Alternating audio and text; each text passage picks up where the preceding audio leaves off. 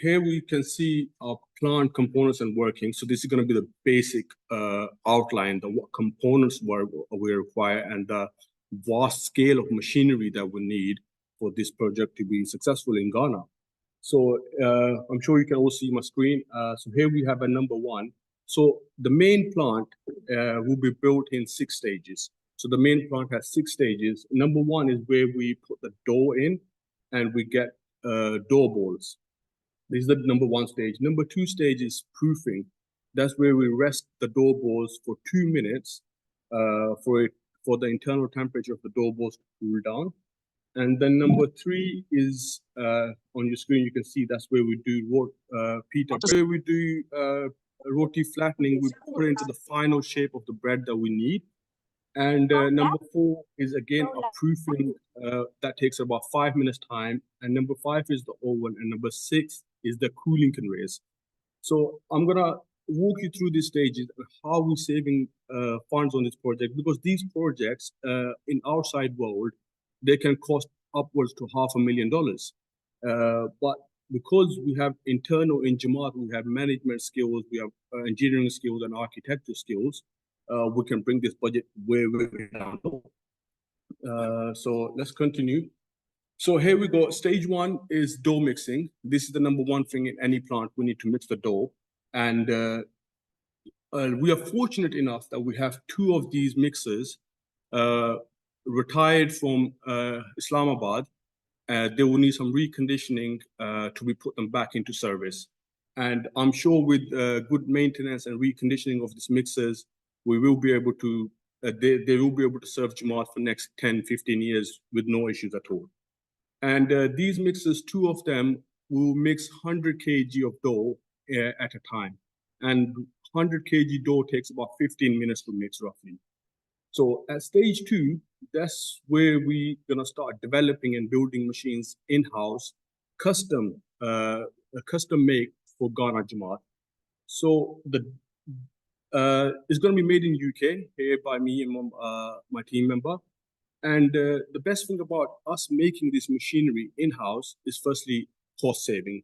The majority of the cost comes from design aspects, and which we will be saving a lot of money, so we'll be sacrificing our time to benefit Jamaat.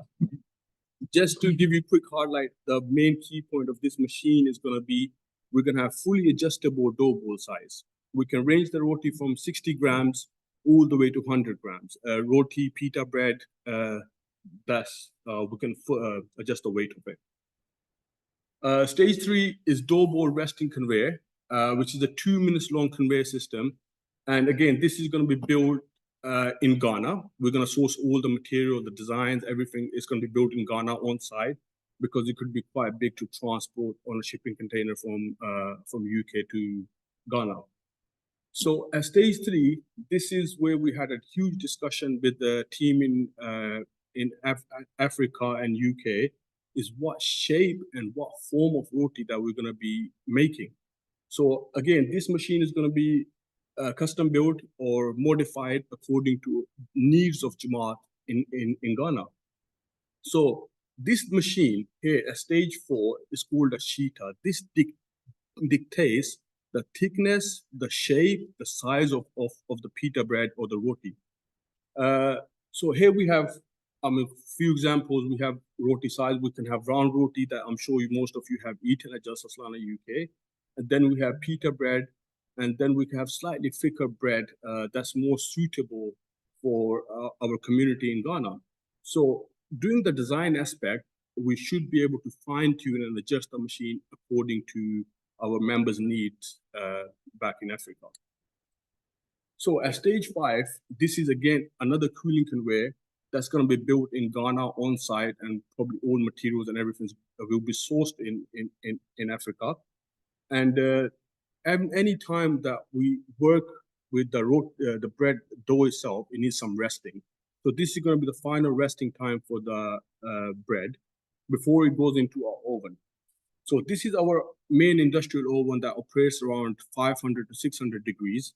And we are expecting our oven in Ghana to be operating at 24 hours, if need to be, to meet the demand of vast number of members coming to Jalsa.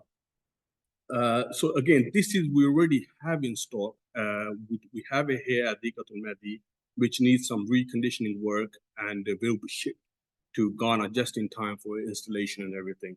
And obviously, with all this project, we are keeping in mind, firstly, number one priority is cost. Secondly, we are keeping in mind that how we're going to save money and how we can further automate this project in future. And the last component of this Roti plant, this project, is going to be the cooling conveyors. And that I've been speaking to Mr. Hassan in Africa. So he's our architecture.